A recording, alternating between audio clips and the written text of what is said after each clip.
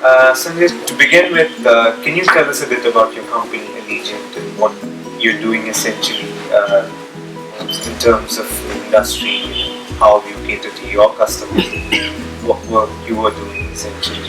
Okay. So Allegiant Air is actually a Allegiant Travel company. That's how it's traded on NASDAQ. Public company for a while now, 65 quarters. 65 quarters of straight profitability. Allegiant Travel Company is an umbrella company that Allegiant Air is a part of. And Allegiant Air is the airline, the big mothership, the cash cow, and all that good stuff. But it also has in its portfolio a company called Testimonial, which builds software as a service solutions for golf course management and also customer-facing portal where they can book their tea times and such. It's wholly owned by Allegiant. The next initiative that we have going on is what we call family entertainment centers. So they are not unlike the places you go where there are bowling alleys and such. Except we don't have bowling alleys, as an example. A more relevant example for the US audience would be like a Daily Buster's, for instance. And you have full service restaurants, you have a bunch of games and things of that nature. That's operating as a Allegiant non-stop brand. And the most important one outside of the airline is a new initiative called Sunseeker Resorts. So we are building our own resort in Florida to a place we fly to with the goal of getting as much of the wallet share for people traveling on leisure and so on. Today, when people fly on our planes, they spend money to fly from point A to point B, so we collect that part, but when they reach the destination, they may be spending the rest of the dollar somewhere else. So the goal is to increasingly build a complementary set of hospitality and airline solutions that we can capture more of the dollar from the customer in a wallet share. So it's a very interesting company. As I said, multiple flavors, takes quite a bit of risk tolerance to enter these kind of markets. And our leadership is, if nothing else, innovators, entrepreneurs, and risk takers. So we are backing on that with our collective strength, technology, operations, and whatnot to make this all success. Okay?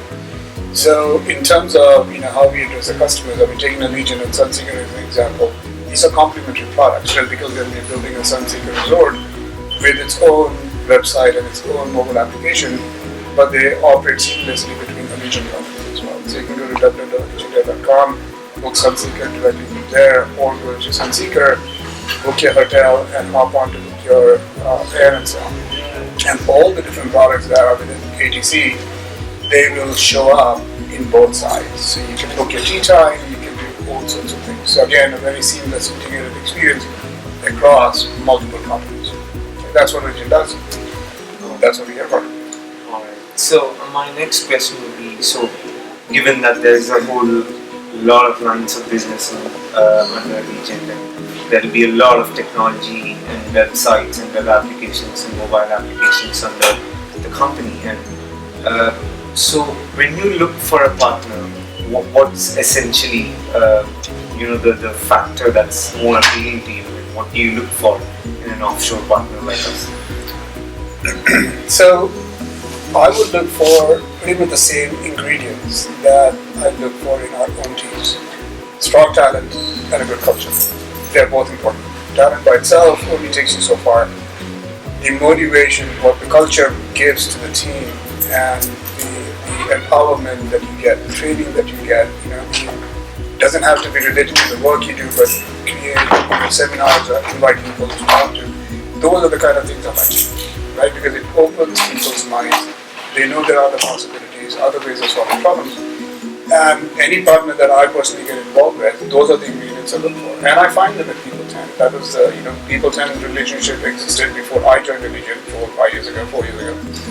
But what I liked when I visited here is that kind of culture, empowerment, and of course a good talent base to work with. So to me, those are my key ingredients, right? And then layered underneath it, you look for certain types of expertise. So our stack is built on a multitude of technologies, multiple languages. It's really a polyglot stack. And I would want the engineers to be able to navigate these full stacks, seamlessly to the degree possible. Not entirely, but at least to the degree possible. So having good training in software engineering principles, not necessarily PHP or Java, good software engineering principles that can be applied using whatever language since we are working with, and the technology stacks and the frameworks we use. Those are the kind of things I will look for in the team itself so that they can scale really well. And if they can scale in that fashion, that works for Allegiant because we are building our teams pretty much in the same mold. They have to be full stack or to the degree possible. As you know, we have also started the Persistent Team Initiative, which is essentially not so much take your typical staff org and say, okay, you work on this project, but some project manager offshore is managing it. We will give you an entire deliverable, the entire feature, or 2 or 10. Go build this out end to end. And our own practices from a DevOps standpoint enable you to take, not just build the feature, but take it to production. That's how we will scale, our talent. If it's very hub and spoke, it doesn't work. Remote control, management by remote control does not work. So we want to empower you guys to take a feature, take it all the way. With that comes accountability. So, given the fact that we've been associated with Allegiant for the past 5+ years, what do you think has been the top 3 or 4 or 5 standout features that has worked out in this relationship for the past 5 years? Great question. So, the way Allegiant has been operating, up until now, I should say, until recently, we're changing it now, didn't actually allow you to be that successful.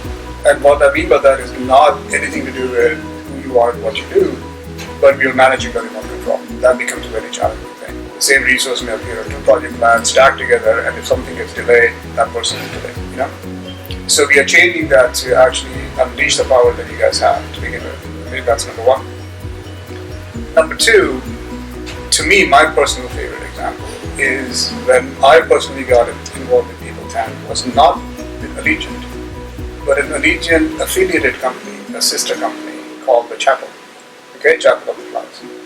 This company is owned by the chairman of Allegiant chairman and CEO, and he asked me to help turn that place around. They were having some technology issues and whatnot. So I built my first team, which was not an Allegiant team technically, at People 10 for Chapel. And that team came in cold for a code base that was 7 years old or something like that, with one engineer who had contributed quite a bit suddenly quit. We had 2 1-hour trainings that we had fortunately recorded. And just on the basis of that, the team, which grew to about 13 people, took on the challenge. Whatever little that we could provide by way of guidance, they took that, understood it, dug into the code base, made mistakes initially, which is allowed because there's no other way to learn, and they just started to deliver features after feature in a very good sort of sprint cadence format. So to me, I'm extremely proud of that team, and I'm obviously extremely proud of the rest of the Allegiant team as well. So to me, that has been the standout. I mean, they rescued a company. This is not just technology, a company. They turned it around through their deliveries, getting into without any training whatsoever. So kudos to that. Alright. Now, working on an offshore partner, obviously there's no denying that there might be challenges, along the way. And what do you think were some of the challenges that you kind of encountered on, working with People 10? How have we successfully, overcome that to instill a sense of, customer satisfaction and trust rebuilding? So the answer has actually nothing to do with People 10, just generally offshore relationships, right? It is not sufficient, in fact it's inadequate to bring on new team members, give them a feature and expect this to work. It doesn't work that way. The team that is making this investment, meaning your clients, they have to invest some time to bring that team up to speed on their cadence, their products, how they do things and so on and so forth. But even that is not enough, because the magic, I think, happens when after you're done this, you empower them to run through their process the way they've described it, the product lines, and control their own destiny. Make mistakes, have some tolerance for it, correct it, self-correct it, and then continue to improve. It requires some oversight initially, and that I think is an investment. It's not a management overhead. It is an investment any client should make in any offshore engagement. And I did the same thing when I set up Chapel and other of my teams here at Allegiant, which DevOps is a part of. But that's the kind of involvement that is required initially to make sure that the teams understand what they're working with, who we are, what are our value system, and how we operate, and then let them loose. Alright. I wouldn't take much longer, just one last question. Would you recommend people then to a growing business or an enterprise? And if you would, why would you recommend people? Well, I think I answered the why question adequately, hopefully. But yeah, I would totally recommend. I mean, in fact, I already have. In some other conversation I've had with your potential clients, I do tell them the last part about, you have to be involved to a certain degree initially to make sure your teams are well set up.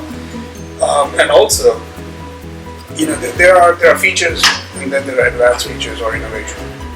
And anytime we get into the innovation territory, that needs to be led from the mothership, so to speak, right? You hire the right talent, give them bigger challenges to solve, but make sure that your technical architects are paired with the technical architects and the influencers, so that your message is clearly understood, the problem that you're trying to solve is clearly understood, perhaps even how you want to solve it is also understood. That communication is perhaps the magic or the most impactful, because if not done well, talent will not be able to receive it. Open communication, setting right expectations, and holding the team accountable for it, and at the same time, let them do. So yeah, short answer, I would highly recommend it. There's a recipe for it, right? And anybody who's practiced, offshore management knows this. So there's nothing rocket science here. It just needs to be done. Okay, Sanjay, that's it from our end. Thank you so much for your time. Oh, no problem. You're most welcome. Yeah.